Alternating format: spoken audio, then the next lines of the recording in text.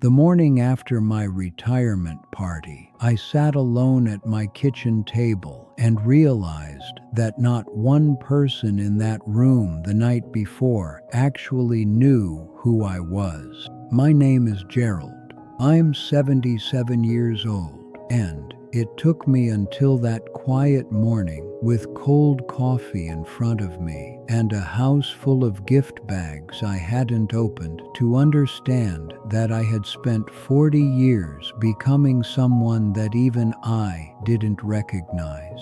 I want to tell you how that happened. Not to warn you, not to lecture you, because I'm too old for that, and frankly, you wouldn't listen anyway. I want to tell you because I think some part of you already knows exactly what I'm talking about, and I think that part of you deserves to hear it spoken out loud by someone who lived it all the way to the end. I grew up in a small house in western Pennsylvania with parents who worked hard and said very little about feelings. My father was a steel worker.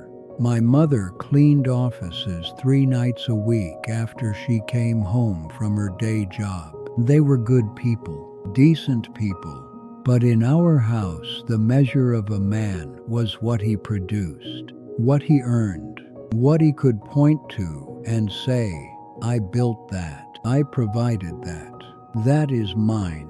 I understood that language before I understood almost anything else. So, when I was 19 years old and I left for college on a scholarship, I had worked 2 summers to supplement. I carried that language with me like a suitcase I didn't know I was holding.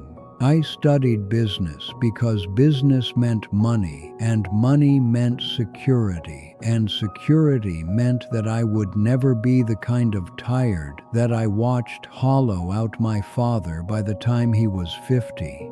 That was the plan.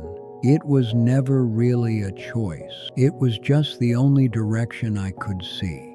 I graduated. I got hired at a mid-sized manufacturing firm in Ohio, and I started climbing. That's the only word for it, climbing, because that's how it felt. Each year was a rung. Each promotion was a rung. Each new title, each new office, each new salary figure that would have made my 20-year-old self go completely silent, another rung. I was good at it. I want to be honest about that, because I think sometimes people who end up where I ended up pretend they were reluctant participants in their own ambition. I was not reluctant. I wanted it. I chased it. I was proud of it. By the time I was 35, I was a regional director. By 42, I was a VP. By 50, I was running an entire division with 400 people underneath me and a compensation package that included things I used to read about in magazines and assume were for other kinds of people.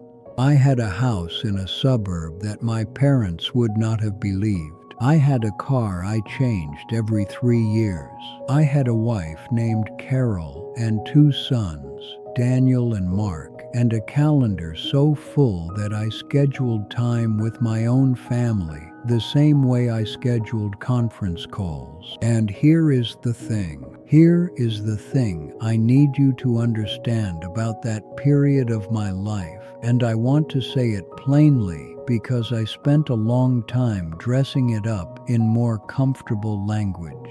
I was not unhappy. That's what makes this story harder than it might sound. I was not suffering. I was not secretly miserable behind a false smile. I was genuinely, completely absorbed. I believed in what I was doing the same way some men believe in a religion. The company was the structure of my days, the measure of my worth, the place where I was most fully myself, or at least the self I had been building since I was 19 years old with a suitcase full of language I didn't know I was carrying. Carol used to say that I was present the way a photograph is present. She said it once, maybe 10 years into our marriage, and I remember laughing because I thought it was clever and I didn't understand yet that she wasn't trying to be clever. She was trying to tell me something that she had already been trying to tell me in smaller ways for years. I heard the words and I missed the meaning entirely. That's a particular kind of failure that I've thought about many times since. Daniel and Mark grew up in that house with the father who showed up and was technically there. Recitals, graduations, birthdays. I was present in the way a photograph is present. I knew their teachers' names. I knew their friends.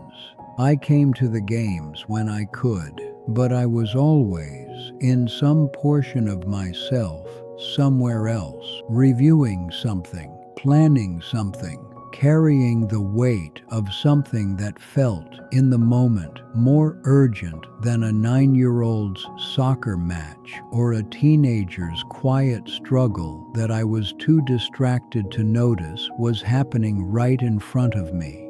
I told myself the work was for them. I believed that genuinely. I was building something that would protect them, provide for them, give them the kind of start in life that I never had. And that was true.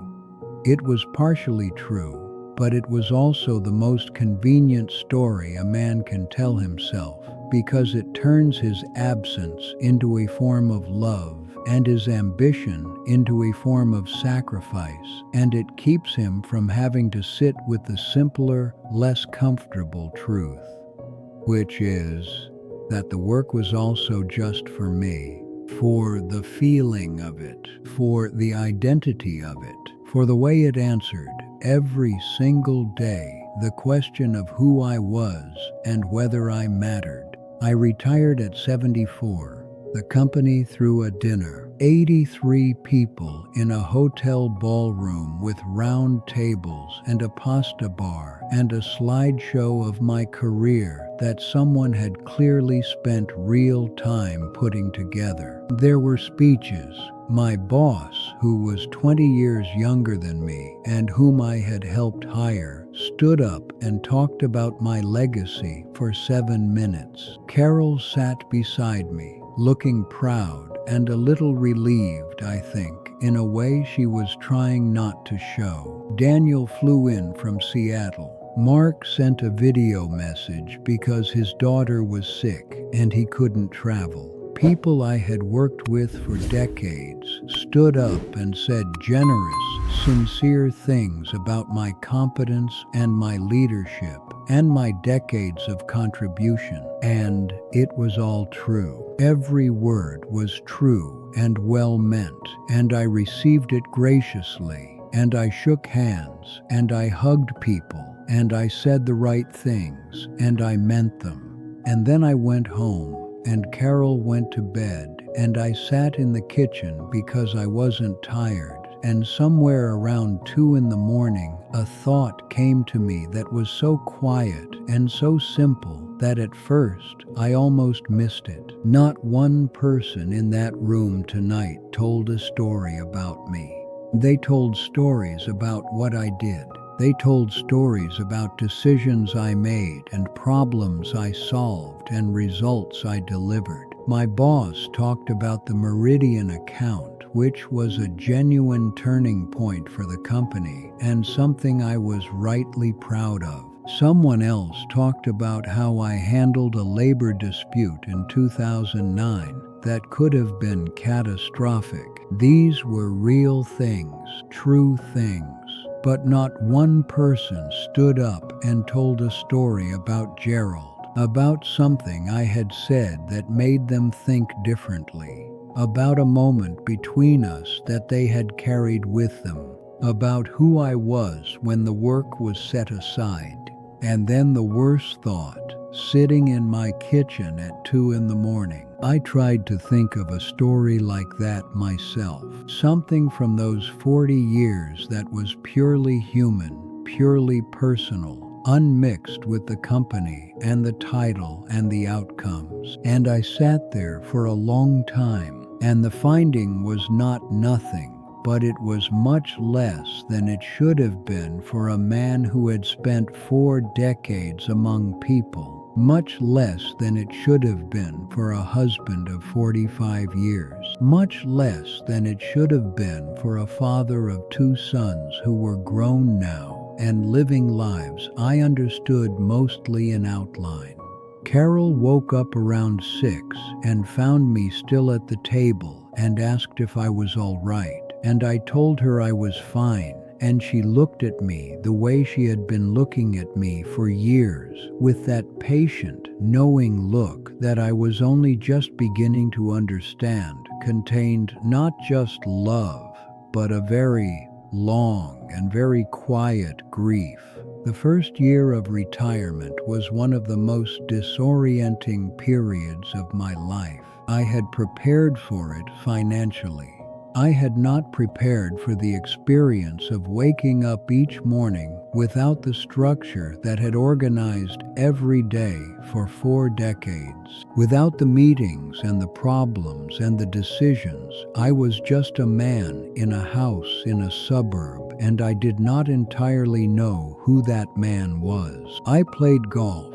I read some books. I traveled with Carol to places we had been saying we would go to for years, and the travel was good, genuinely good, but underneath it, I kept bumping into this unfamiliar feeling that I could only describe as a kind of quiet emergency with no alarm attached. I started talking to Carol differently. That's the only way I can put it. Not more, but differently. I started asking her questions I had never thought to ask in 45 years of marriage, not because I hadn't cared, but because I had always been moving too fast to stop and ask them. What had she given up when she stepped back from her own career to manage the household and the boys while I climbed? What had those years felt like from the inside? What had she carried alone that she had never brought to me because she already knew I was elsewhere? The conversations that followed were the most important of our marriage. Some of them were hard. Some of what she told me required me to sit with a kind of shame that had nowhere comfortable to go. But she told me, and I listened. And for the first time in perhaps our entire life together, I was present in the way a person is present, not a photograph. With Daniel, it was slower. There is a particular distance that grows between a father and a son when the son has spent his childhood adjusting to a father's absence, and by the time the father finally arrives, the son has long since stopped leaving the door fully open. Daniel was polite with me, warm in the way that adult children are warm with parents they love, but no longer fully trust with the tender parts of themselves. I understood it. I had earned it. And rather than defend myself or explain myself, which is what I would have done 10 years earlier, I just kept showing up, calling when I said I would call, visiting when he'd have me, asking about his life and listening to the whole answer instead of waiting for my turn to speak. It took about 2 years before I felt something shift between us. Nothing dramatic. He called me one night about a problem he was having with a decision at work, and somewhere in the middle of the conversation, he stopped talking about the work problem and started talking about something else, something underneath the work problem, something about how he was afraid of becoming a certain kind of man. And I knew exactly what kind of man he meant, and I didn't say that, but I listened for a long time, and when I did speak, I tried to speak honestly about fear and about choices and about the things you understand only after you've already lived them. And when we hung up, he said, "Thanks, Dad." in a way that was different from the way he usually said it. That was one of the best nights of my life. That phone call in my kitchen at 75 years old. That is what I have been thinking about when I ask myself what I built in 40 years, what I actually built that will last beyond the spreadsheets and the quarterly reports and the career slideshow in the hotel ballroom. I'm not going to tell you I regret my career. That would be too simple and also not entirely true. I built real things. I provided real security. I contributed to something larger than myself, and I was good at it, and those things have value. But I lived inside a story for a very long time that had one main character, and that character was my own ambition. And the people I loved most spent decades as supporting figures in that story, waiting patiently in the margins for the version of me that had time for them. I have time now. I have more time at 77 than I have ever had in my life, and I am trying every day to spend it in the right direction. Not making up for what was lost, because you can't do that, and it's a waste of the time you have left to try. But being present in the way that actually counts, in the way that leaves a story worth telling, in the way that means when the people who love you stand up to speak about your life, they will have something real to say.